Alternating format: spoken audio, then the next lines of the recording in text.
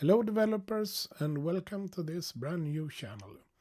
Well, actually it's not brand new. This was supposed to be my first video, but I got nervous. I wanted everything to become perfect, so I started creating some music with programming lyrics instead and released 27 videos. So you could say I basically failed at this video 27 times already. I've also been recording this over and over for a couple of times now, for the last 2 hours or so, but now I just have to accept that this will not be perfect. I will have to cut it a lot, I guess. And also lose my words, apparently. So, my name is Marcus Friberg. I already told you that, but who am I? Well, I'm 46 years old, living in Sweden with my partner Maria and our children Malin and Malte. I work full-time as a software developer, as a consultant.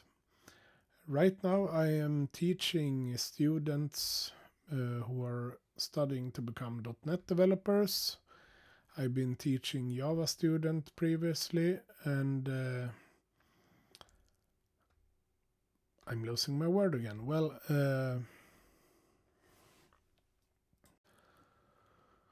so I have quite some experience in developing software, not as much in Swift as I would like. I have been looking into it back and forth for the last 5 or 6 years or so. Reading quite a bit, watching quite a bit, but not been programming as much as I should have. But I'm not starting from scratch entirely. I have an app on the AppStore, PrioriTask. It's a personal Kanban app that I will introduce you to later in this video.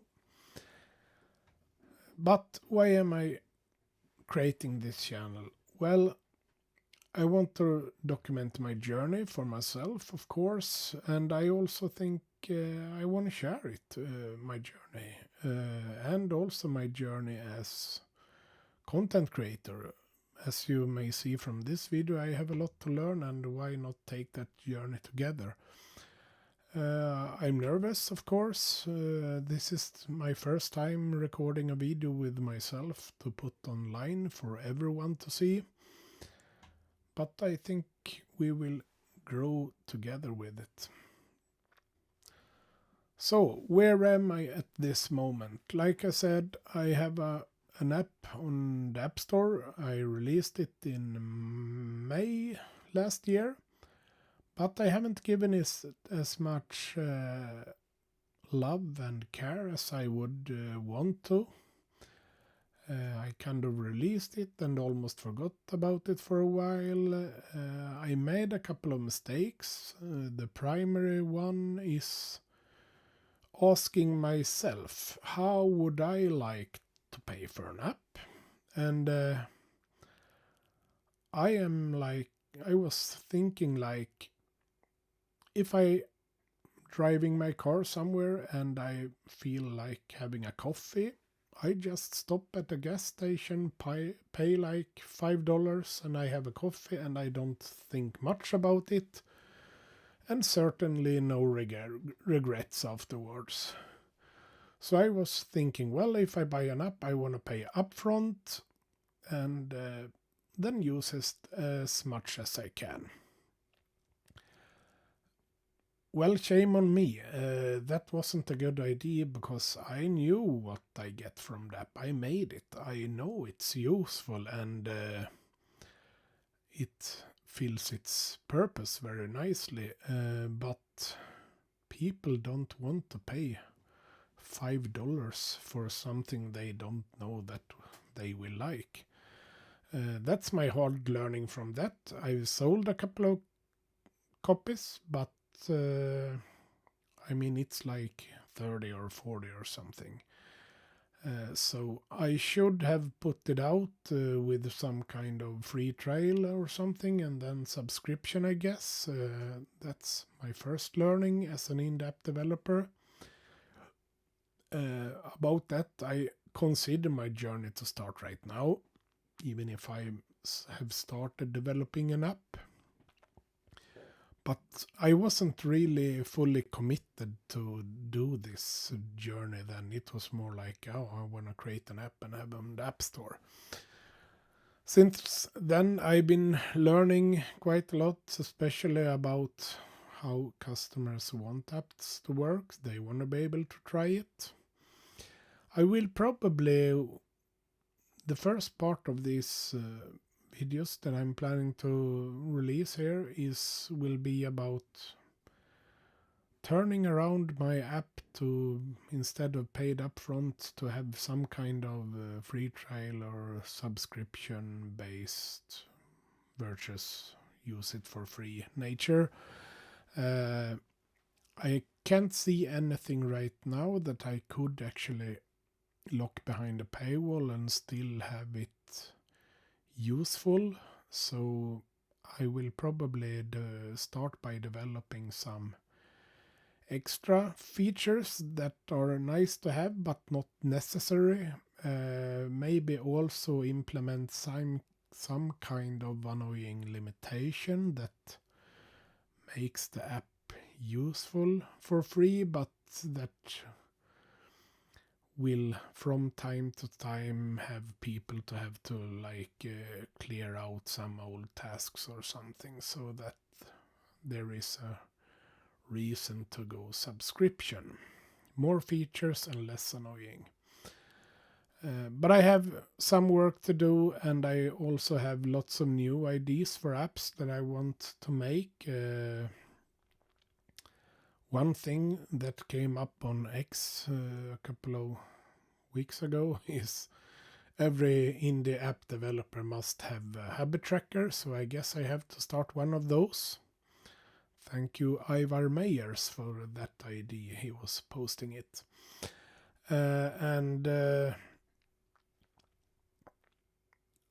I think I just will show a bit what it is I have produced so far. So where am I, where am I going from, etc.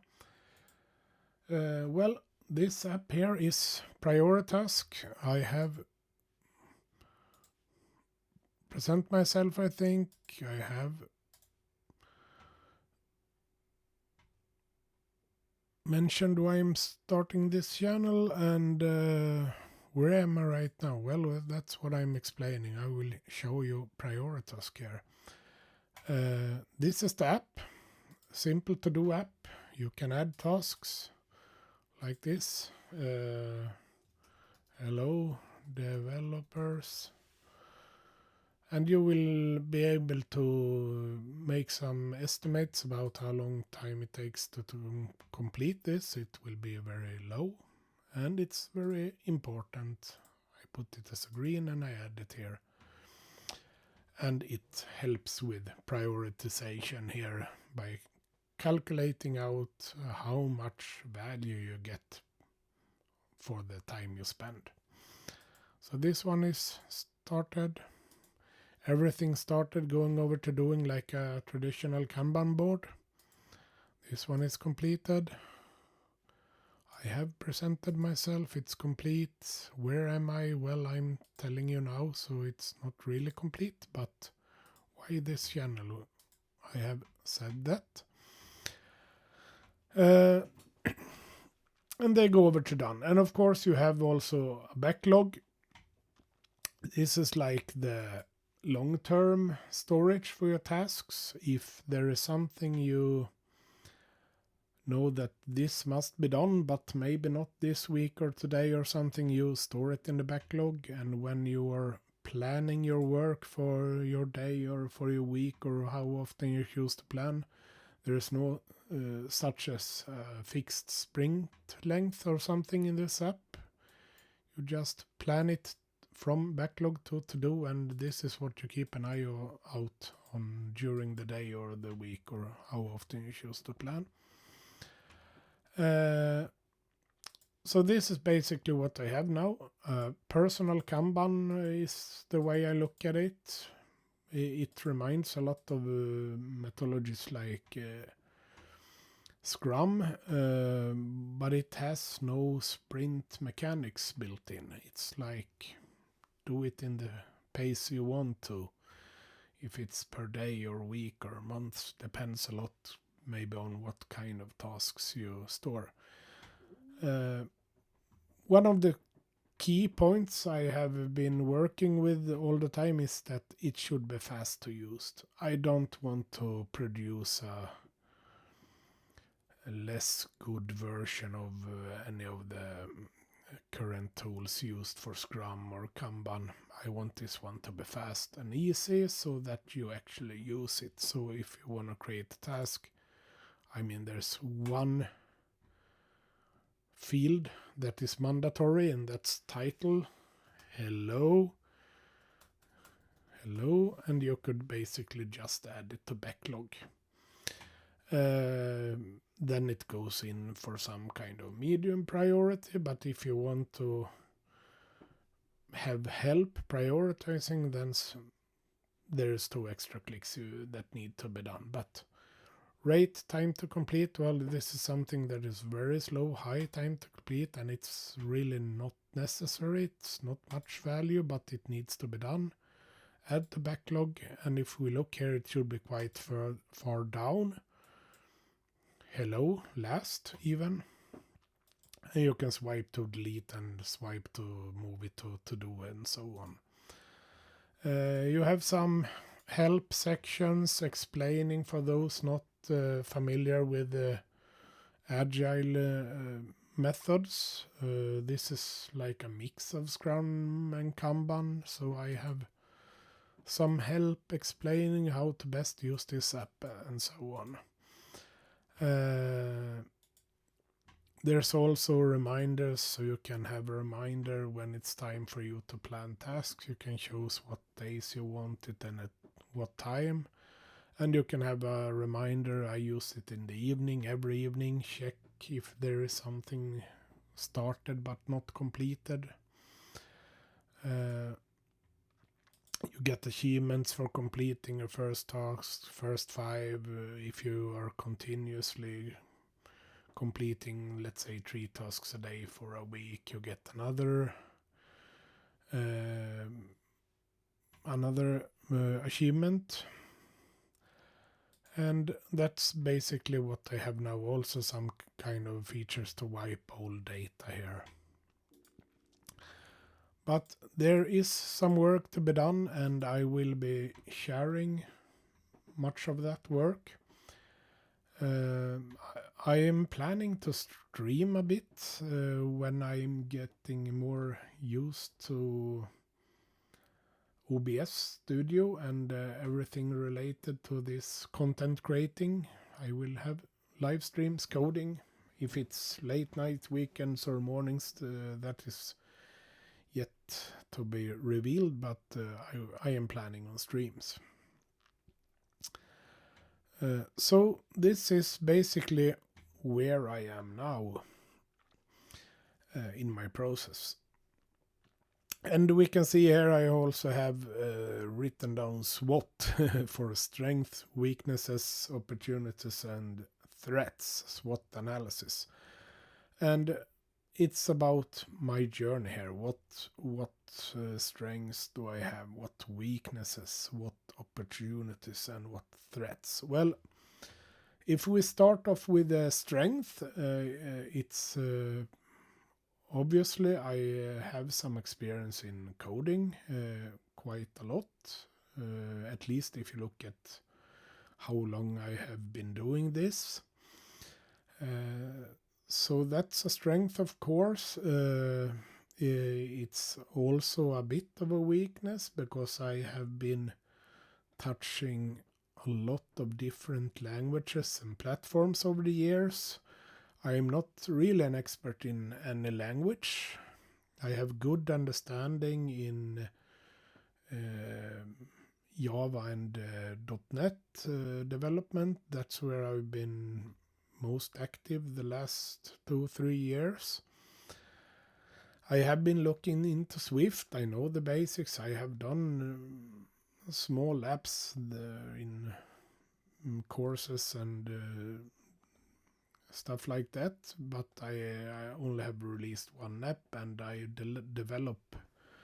developed most of it. I started 2 years ago. Then it was been very casual, and about a year ago I took one of my students as an intern, and together we put the last touches on the app to get it ready to release. So he's been helping out with PrioriTask. I had it since 2 years ago, made with core data, and during my inactive time they released Swift data, and I thought we should actually do it in Swift data. And since it was quite a lot of use and logic in it, I thought, why not? He's a Java developer, he has to learn Swift.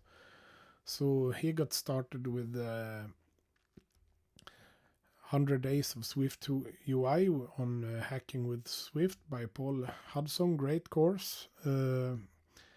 He spent 6 weeks doing that course, and then he had...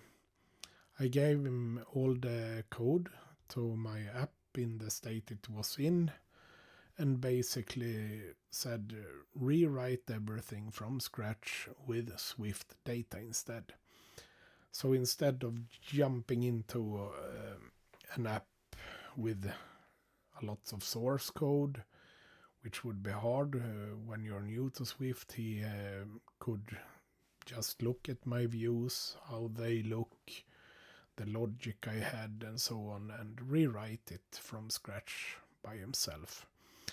And we also added some features that was not in place, like reminders and these badges you can collect and stuff. And it turned out pretty well, and we were ready to release by the time his internship was at an end. So it was a very good effort made there.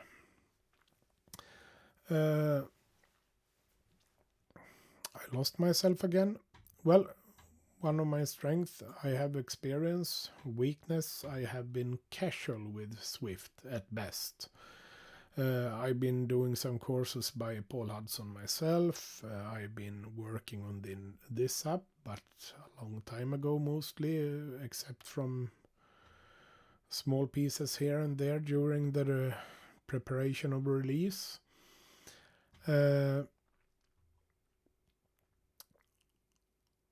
I have understandings of DevOps and continuous delivery and continuous integration and all those parts. I'm using Xcode Cloud when shipping new versions here. I'm not uploading anything manually, so I'm using different branches on Git to push to trigger different pipelines and have them released to either internal testing, external testing, or for the AppStore.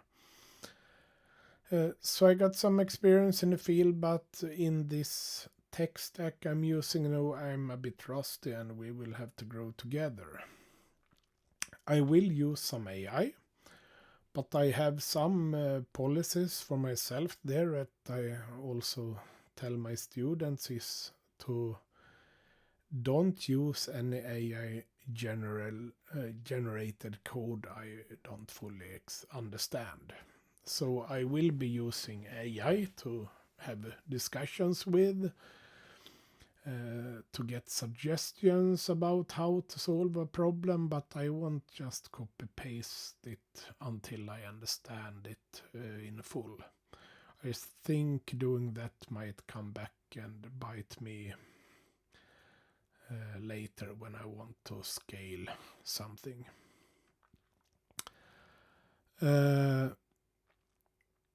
Another threat is time Since I'm working full time and having a family and kids to put to bed and stuff, I often tend to get tired.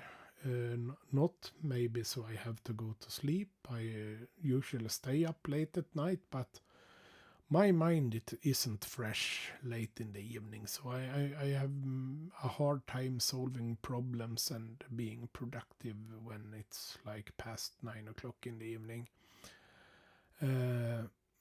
So that is a threat. Often when I just sit down, I get over the threshold and I can be quite productive, but there are other temptations in the evening when you're feeling a bit smacked in your head, and it's easy to end up watching a movie or something. So that's a threat for me. My own discipline will be a big threat, I would say.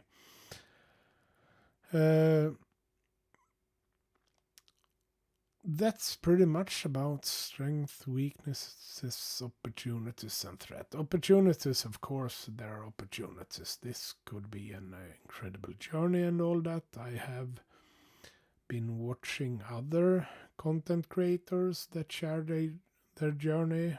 I mentioned Ivar Meyers, I think.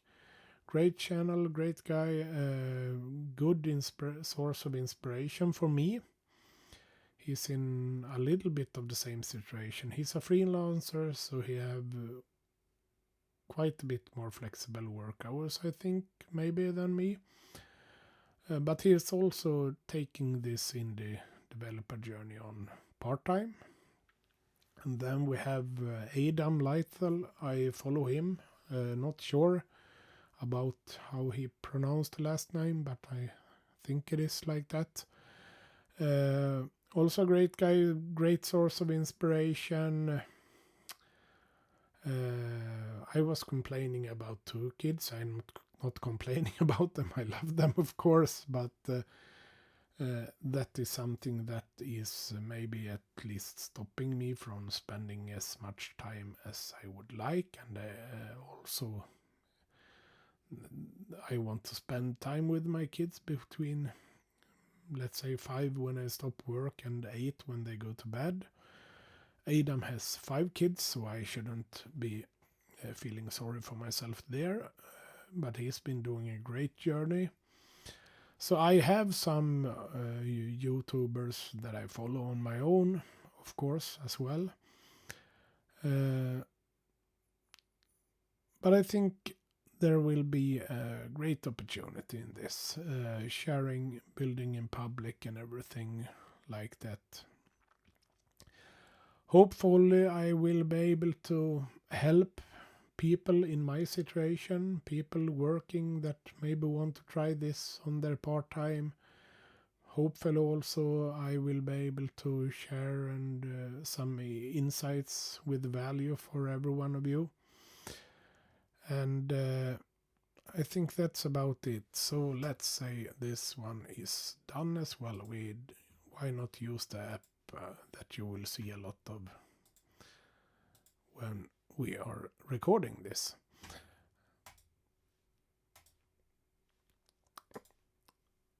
So, where to from now? Where am I going? Well, this was my first video. It's been a pain to record, to be honest. I've been throwing lots of clips into the trash can because I've been losing my words too many times, making those awkward pauses and those sounds that you make to just fill in the emptiness, the quiet part. I think it's pretty common to do something like that, and now I just accept that sometimes I lose my word, and a bit quiet moments from time to time. It's not the end of the world. It gives you time to process what I have been saying, but it's easy to just fill it out. So I will be sharing my development journey with the PrioriTask, my other ideas. I may record videos with just some thoughts, or just sometimes maybe just to fill in why I haven't been recording videos for a while. I will simply share my journey and everything, like if I run into trouble, I will try to record a video about that and say now I haven't been recording any videos because this has happened or something. And of course also there are those live streams I am hoping to be able to start soon. But for now, I think we are done. So this is about what this channel will provide in the future. And I hope you have a good start on the new year. And see you later, guys. Bye bye.